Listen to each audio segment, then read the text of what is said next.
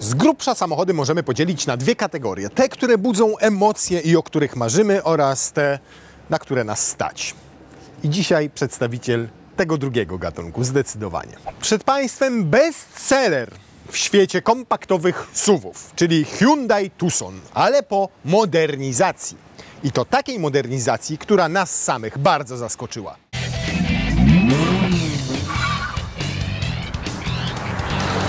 Wiecie, po czym najlepiej poznać, że Hyundai Tucson przeszedł facelifting? Tutaj od dupy strony, za przeproszeniem? Już Wam mówię. No więc z tyłu. Zwiększono powierzchnię oczyszczania tylnej wycieraczki.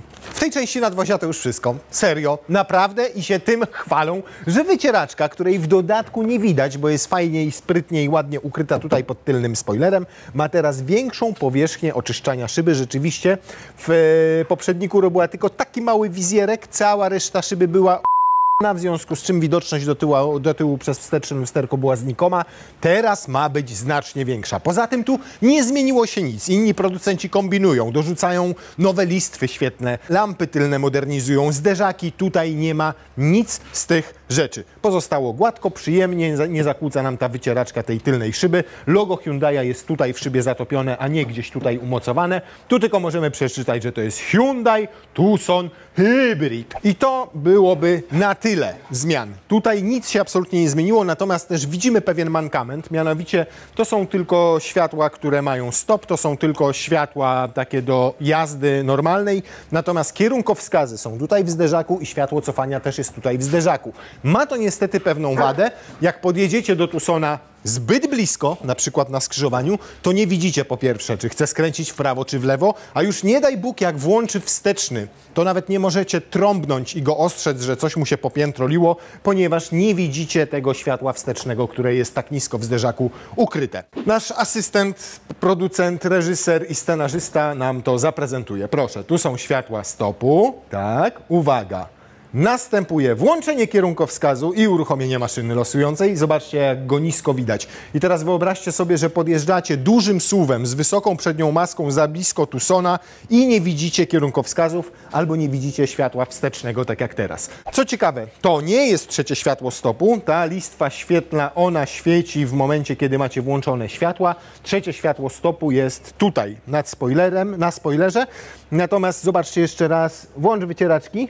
O, to jest ta duża powierzchnia teraz, większa, wycieraczki, oczyszcza świetnie szybę, wszystko widać do tyłu, gdzie mnie tutaj bryzga i pryska. Z boku nic się nie zmieniło, są dwa nowe kolory w palecie, troszkę inne felgi, nasza wersja to Platinum i ma w standardzie 19-calowe, zaczynają się od 17, są też 18, tutaj mamy 19.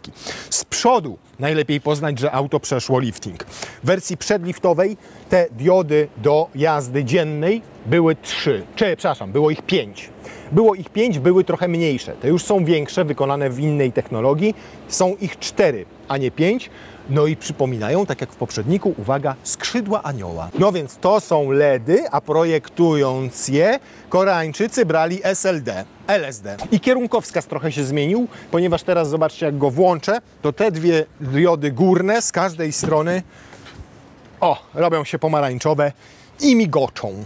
Co ciekawe, zobaczcie, tu jest ten główny reflektor i tutaj w naszym przypadku w wersji Platinum już mamy reflektor matrycowy, czyli aktywny. Skręca, dokręca, doświetla prawą stronę, lewą, nie oślepia tych, co jadą przed nami, a jednocześnie na przykład pozostaje oświetlone pobocze. Tak to ma działać.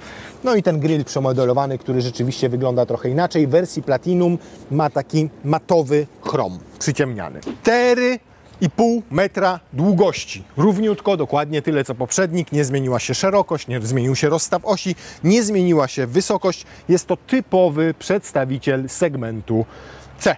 kompaktowego SUV-a. W przeciwieństwie do mikrych, mizernych, w zasadzie żadnych zmian na zewnątrz, to w środku zmieniło się absolutnie wszystko. Cała deska rozdzielcza, cała konsola środkowa, a nawet boczki drzwi są nowe, nawet inaczej wyprofilowano i od nowa zaprojektowano fotele. Coś niesamowitego. Z zewnątrz macie starego Tucsona, w środku macie kompletnie inny samochód. Jakbym tu wsiadł i nie wiedział, że taki znaczek tutaj jest zamiast znaczka Hyundai'a, czyli 4 kropki, to bym pomyślał, że ja dole siedzę w jakimś zajebistym Chińczyku premium. Wszystko tutaj jest inne. Po pierwsze, dwa nowe wyświetlacze, które są za jedną taflą szkła, w dodatku zakrzywioną w kierunku kierowcy. W dodatku świetnie wykonaną, bo zobaczcie, tutaj nic nie ma prawa skrzypnąć, ruszyć się. Tu nawet pojawił się przyjemny materiał. Panel klimatyzacji zrobiono dotykowy, ale rewelacyjnie działa. Każde naciśnięcie powoduje, że od razu reaguje. Dwa pokrętła. To, co narzekaliśmy w starym Tucsonie, była okropna ta deska rozdzielcza. Jakby wyjęta została ze starego samochodu sprzed 10-15 lat, naćkane tych przycisków, mało intuicyjne, a przede wszystkim brzydkie. To teraz jest śliczne. Tutaj mamy dwa pokrętła do sterowania choćby głośnością i przerzucania stacji radiowych, czy do wybierania innych funkcji. Tutaj wszystko przyporządkowane do obsługi systemu multimedialnego, który oczywiście sam w sobie też jest dotykowy.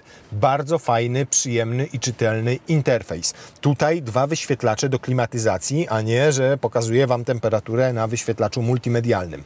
Czytelne. W dodatku przekręcacie, dobra, pokazuje temperaturę. Jak naciskacie, to sobie ustawiacie w jednym z trzech trybów prędkości tę klimatyzację. Nie musicie tego szukać nigdzie tutaj w menu.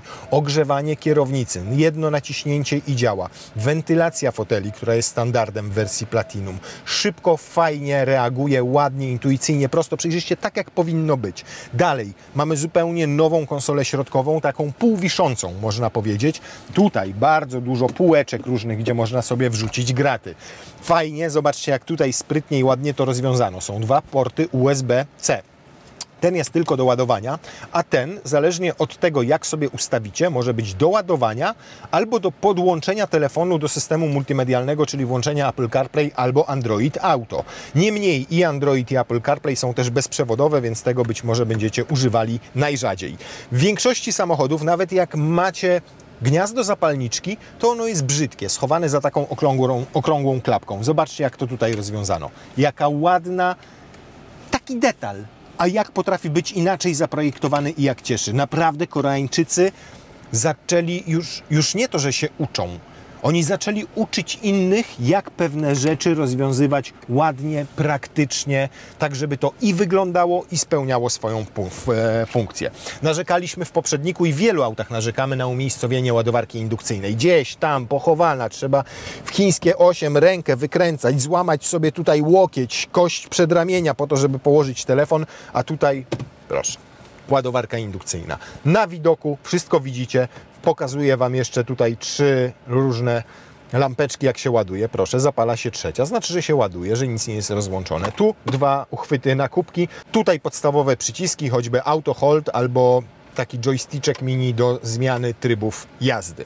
Albo do włączania kamery parkowania, która w wersji Platinum ma obraz 360 stopni. Gdzie to można sobie wybrać? O, tutaj. O, i nawet możecie mieć taki widok swojego Huangheng Tucsona. Same multimedia, bardzo czytelne, bardzo przejrzyste. Zobaczcie, jakie mają ikony duże. Nawet tryb myjni jest, jak sobie włączycie. Ciekawe, co robi wtedy. Lusterka zewnętrzne złożone, automatyczne wycieraczki wyłączone, szyberdach zamknięty.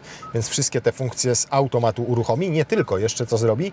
Nie można otworzyć tylnej klapy od wewnątrz. Wszystkie okna są zamknięte, czyli wszystko pozamyka i przygotuje auto do mycia. Ustawienia i też macie pięknie wszystkie klocuszki, co chcecie sobie ustawić, widoczne, opisane, oprócz tego ikonki.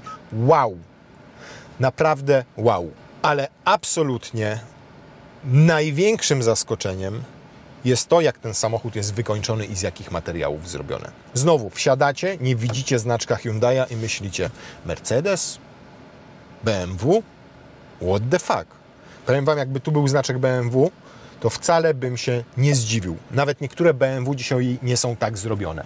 To wszystko jest z porządnego, miękkiego w dotyku, ale nie za miękkiego materiału. Tu ładne przeszycie.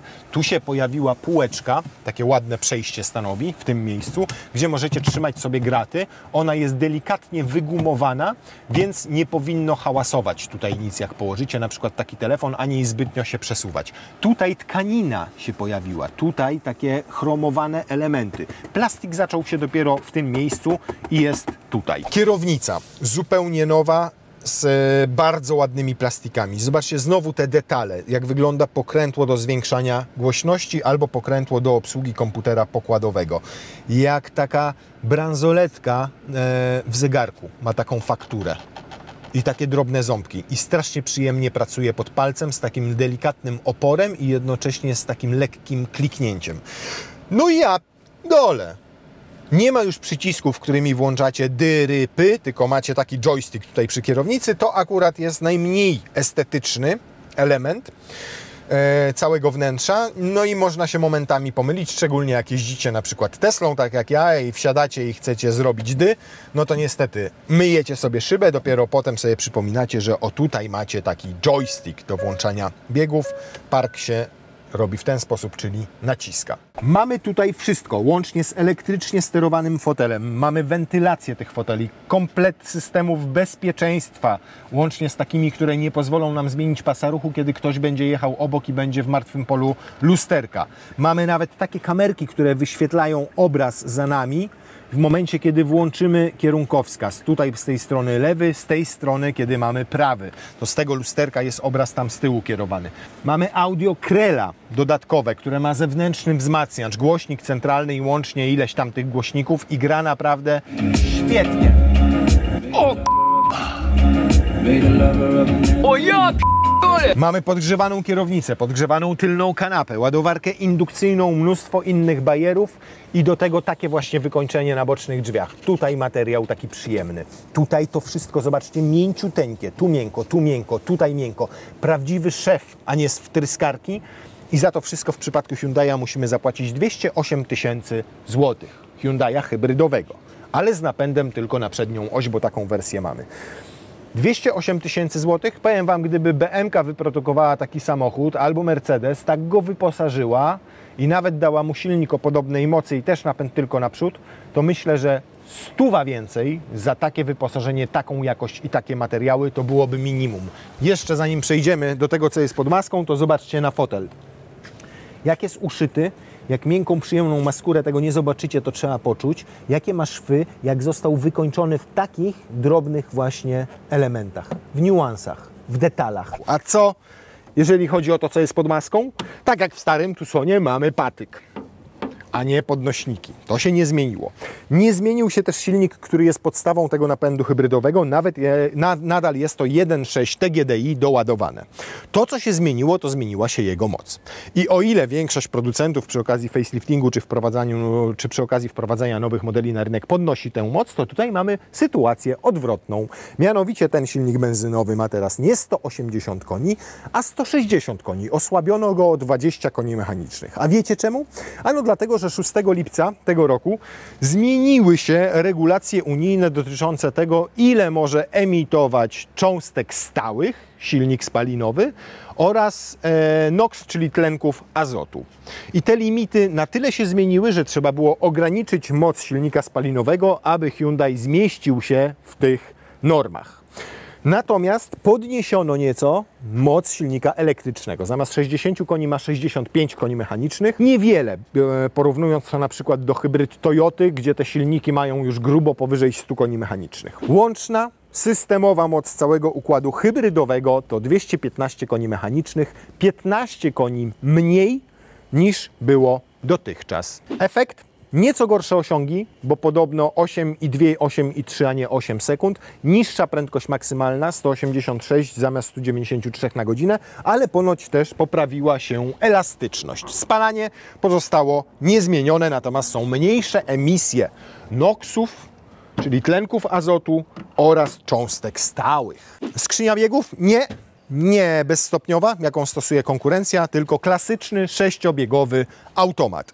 To, co się jeszcze zmieniło, to się zmieniła masa własna. Choć silniki są te same, choć z zewnątrz wygląda auto tak samo, choć gabaryty są identyczne, to o 11 kg przytyło. A to za sprawą przede wszystkim zmian we wnętrzu, czyli tych lepszych materiałów, innego projektu wnętrza, bardziej solidnych foteli, ale też ze względu na to, że podobno zastosowano więcej materiałów wygłuszeniowych, ale o tym się przekonamy podczas jazdy. To, o czym przekonywać się nie musimy, to bagażnik, który nie zmienił się, jeżeli chodzi o pojemność. pojemność. Ma 616 litrów pojemności, których w ten sposób w ogóle nie widać. Patrzycie i mówicie, kurna, przecież 450. I macie rację, ponieważ mierzą to razem z tym wszystkim, co jest pod spodem. A pod spodem jest kupa gratów. Można obniżyć sobie podłogę bagażnika w ten sposób. Natomiast zobaczcie, to jest to, czego nie znosimy, nie lubimy, nie tolerujemy, nie kochamy, czym gardzimy, na co zawsze zwracamy uwagę. Kupa styropianu, który tak nam ogranicza przestrzeń bagażową. No naprawdę, nie można byłoby w tej wersji jakoś pokombinować, żeby to schować tutaj, w tej wnęce, gdzie normalnie powinno być koło zapasowe. Gdzieś poukrywać z boku tych kabli, tych mocowań i naprawdę zrobić ten bagażnik z prawdziwego zdarzenia, taki jak powinien być. No nie można było. W dodatku nawet ta podłoga przecież jak jest w niższym położeniu, o, czyli tutaj w tym, rzekomo pozwalającym Wam przewieźć większe bagaże, no to zobaczcie, o, tam na górze jest pod skosem. Czyli nawet jak weźmiecie większe walizki, je tam wepchniecie, to co z tego, jak to będzie ograniczało pojemność. W wyższych wersjach, bo nie w podstawowych, można składać oparcia tylnej kanapy takimi sprytnymi cięgienkami. Czyli jak chcecie przewieźć dłuższe przedmioty, to tylko tutaj pociągacie i z automatu kładzie Wam się oparcie. Plus też zadzielone oparcia tej tylnej kanapy w proporcjach 40-20-40, bo to oznacza, że proszę, o, też z tej pozycji możecie złożyć środkowe i przewieźć sobie dłuższe przedmioty i bez problemu wtedy wjadą Wam tutaj na przykład narty, jedziecie we czworo, 4 komplety nart, bo ten otwór jest szeroki, wysoki, tutaj wchodzą po bokach walizki i jedziecie. To teraz pytanie o te walizki, ile tych walizek tu nam wlezie? No, w ten sposób wchodzi jedna ładnie, nawet zaryzykowałbym jej postawienie o tu w ten sposób z tej strony. O, teraz tak. I tam straciliśmy dużo przestrzeni, w którą możecie sobie upchać jakieś plecaczki albo coś. Natomiast tu z boku jeszcze zostało nam trochę miejsca. Na tyle trochę tego miejsca, że w pionie stawiacie przynajmniej jedną kabinówkę. No i tutaj jeszcze jakieś tam plecaczki. Roleta. O, dobra. Od bidy jest zamknięta, tutaj jakiś tam element z tej walizki wystaje, ale to jest naprawdę wielka, solidna walizka. O, zobaczcie, jak ją tak pochylę, to jeszcze tutaj trochę nam wejdzie gratów. No i zamyka nam się to wtedy bez najmniejszego problemu.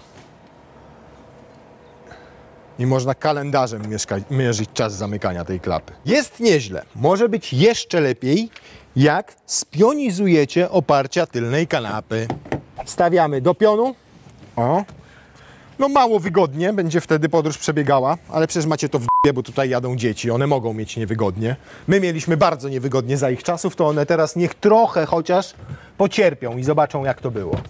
Przesuwamy walizki, a w zasadzie co tam przesuwamy? Kurde. Stawiamy je w pionie. Zasłaniamy całkowicie sobie tylną szybę, bo przecież nie musimy nic widzieć. Szarpiemy się na trzecią walizkę z wyprzedaży. Teraz ładujemy tu jeszcze małe kabinówki. Proszę. I jeszcze tu supa walimy, jeszcze dmuchane materace, jeszcze koła, jeszcze kosmetyczkę żony. I zobaczcie, tak wtedy wygląda bagażnik Huang Tucsona. I już jak tak się zapakowaliście, a już jak macie 3 duże stojące walizki, 2 kabinówki, to wtedy mówicie dzieciom, no dobra, możecie trochę pochylić oparcia. I one se pochylają te oparcia. Co prawda teraz tam wszystkie bagaże do szyby są dociśnięte, ale o, przynajmniej porządnie zabezpieczone. O, teraz porządnie zabezpieczone. Nic nie lata. No i jest git, tak se mogę jechać wygodnie. Nad głową jest miejsce, fotel maksymalnie obniżony, na kolana znośna ilość miejsca.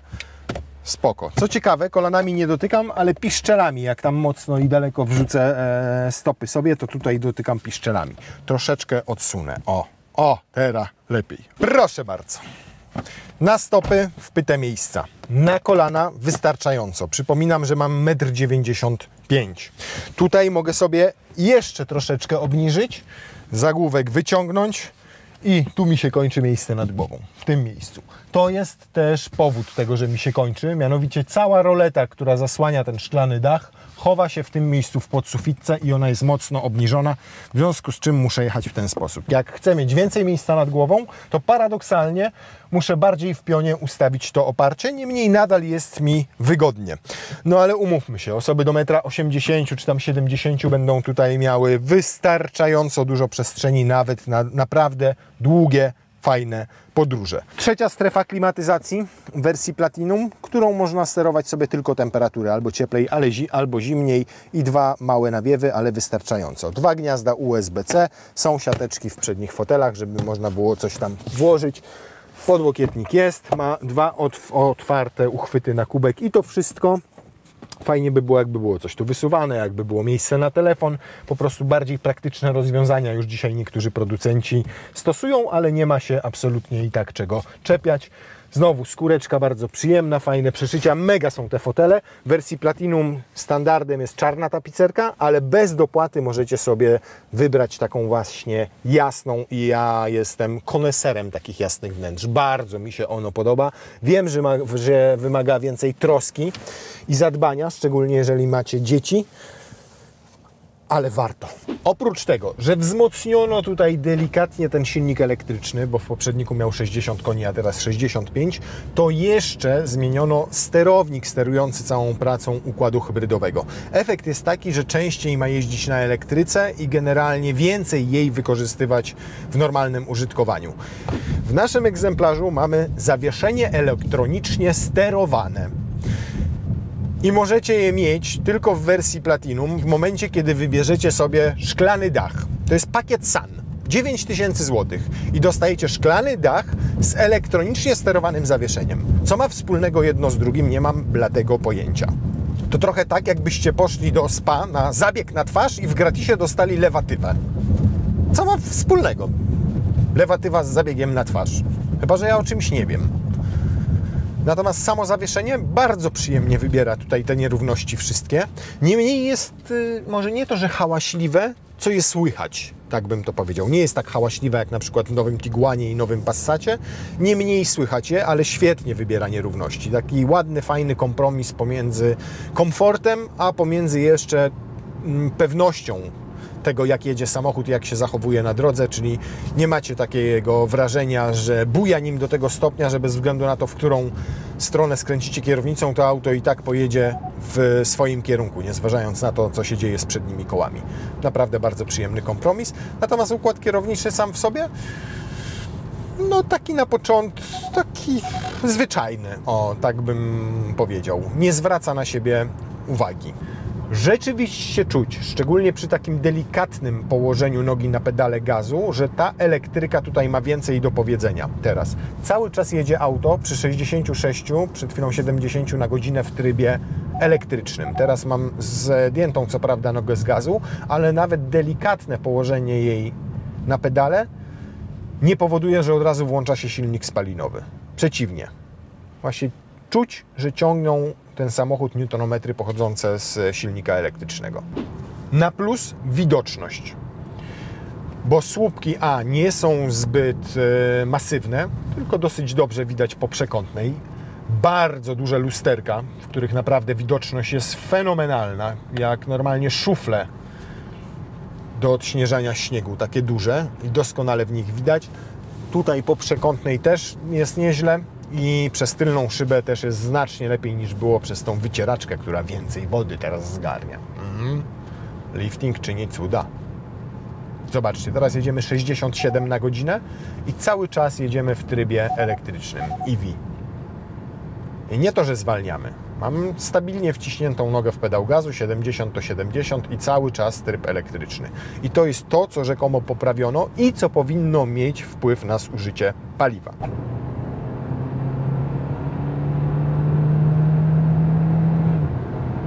I klasyczny automat powoduje, że nie ma tego efektu takiego wycia tego silnika, jak wkręca się na wysokie obroty, jak to jest w przypadku skrzyni bezstopniowych. Ma to swoje wady i zalety. Zaleta jest zdecydowanie taka, że silnik powoli nabiera obrotów, jak już ich nabierze, to sobie zmienia bieg.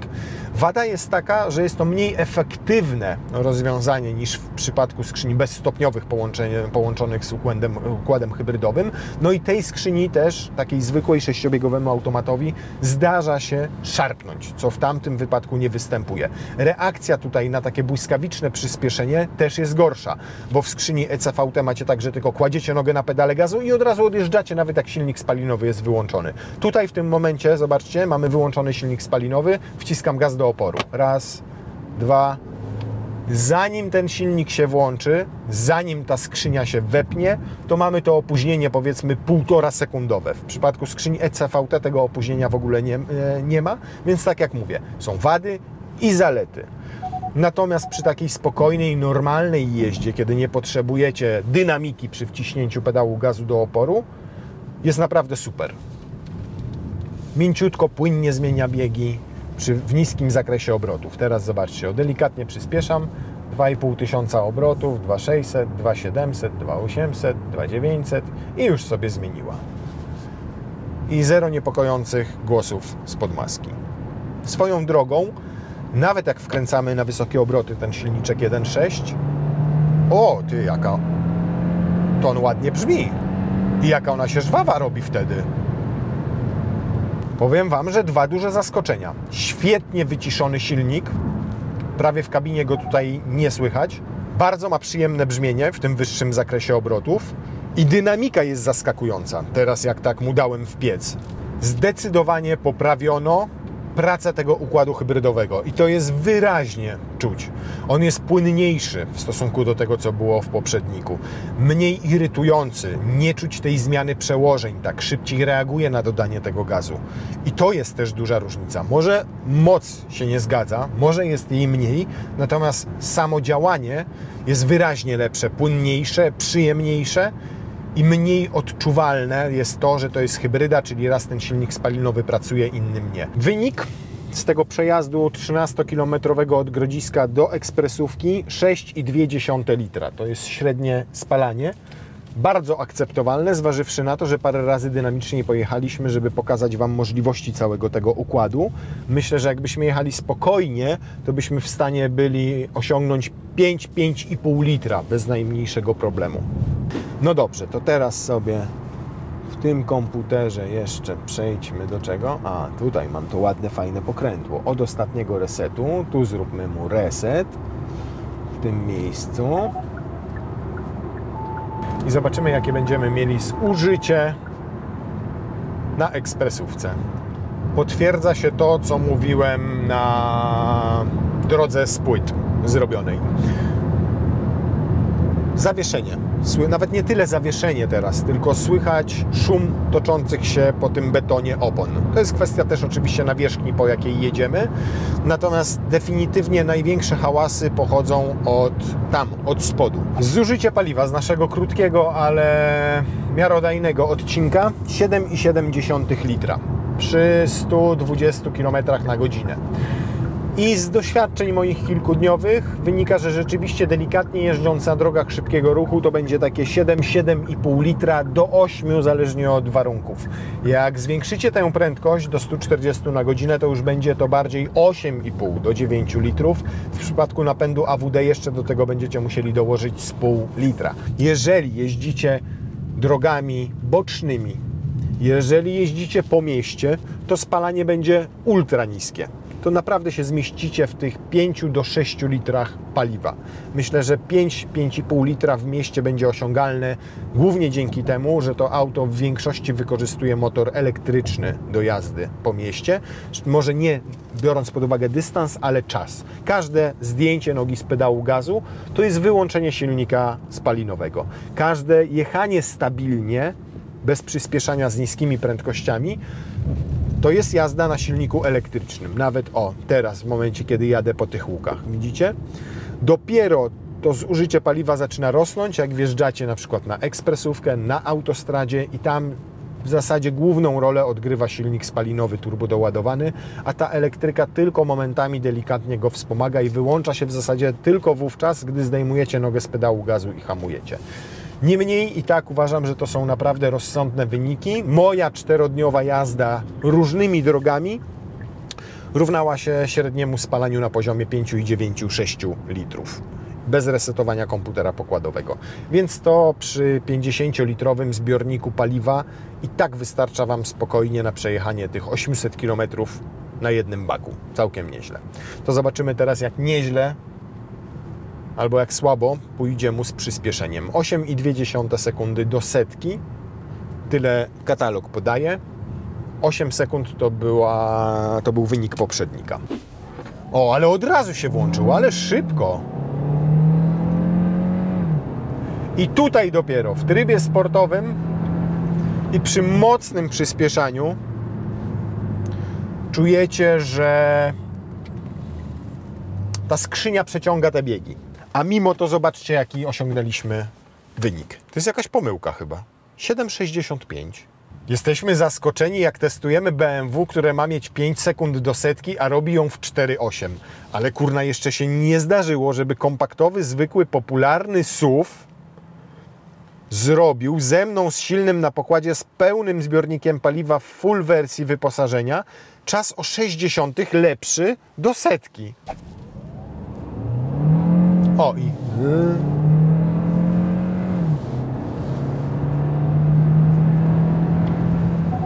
Ja pierdzielę. 7,76.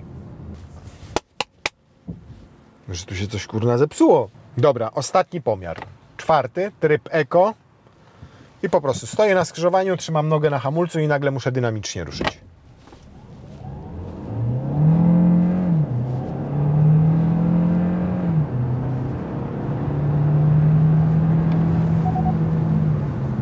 Nawet teraz mamy czas lepszy od tego, który podaje katalog. 8 sekund i 200. Wow! Słuchajcie, ciekaw jestem jednego. Silny wysiądzie, a ja zobaczę, czy w trybie sportowym i bez silnego na pokładzie uda mi się zrobić 7,5 sekundy. O kur... nie w tę stronę. Jeden, bum.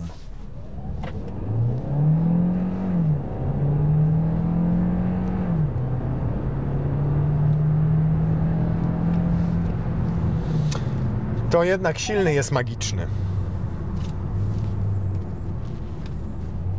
7,87.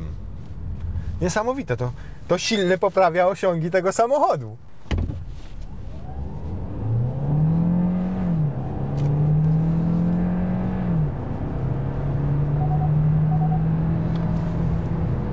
,93.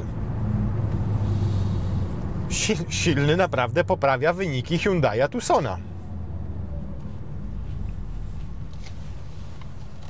Albo się Tucson nam zmęczył. Silny, chciałem Ci powiedzieć, że jesteś równie niezwykły jak Hyundai Tucson.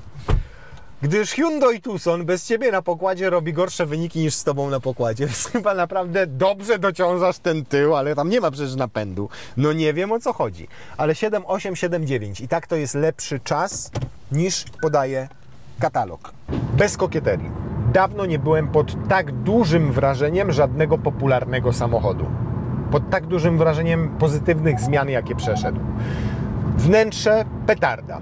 W ogóle stało się, to jest zupełnie nowy Tucson. To, jak zmieniono materiały wykończeniowe, jak zaprojektowano deskę rozdzielczą, jaki jest ten tunel centralny, jak to jest z jednej strony nowoczesne, a z drugiej strony praktyczne, intuicyjne. Petarda. Pod dużym wrażeniem jestem, jeżeli chodzi o przestronność tylnej kanapy i możliwości załadunkowe bagażnika. Tutaj mamy tylko 4,5 metra długości samochodu. Zmieniono też to, jak działa cały ten układ hybrydowy. Hyundai odwalił kawał dobrej roboty. Poprzedni Tucson już był niezłym samochodem. Ten jest doskonałym C-SUV-em. Doskonałym, kompaktowym SUV-em. 208 000 złotych za taką wersję, która ma już wszystko na pokładzie, to jest bardzo racjonalny wydatek w przypadku tego auta. Cicho, komfortowo, wygodnie, przestronnie, nowocześnie. Siedzi się tutaj jak w klasie premium. Nie podoba mnie osobiście się to auto nadal z wyglądu. Zmiany stylistyczne są minimalne. No, ale nie mnie o tym decydować. Skoro taką popularnością się cieszył wśród ludzi, to znaczy, że faktycznie im się podobał i że nie chcieli tych zmian. Natomiast tu, co się zmieniło, jak się zmienił cały ten napęd hybrydowy, to muszę to zrobić dzisiaj jeszcze raz.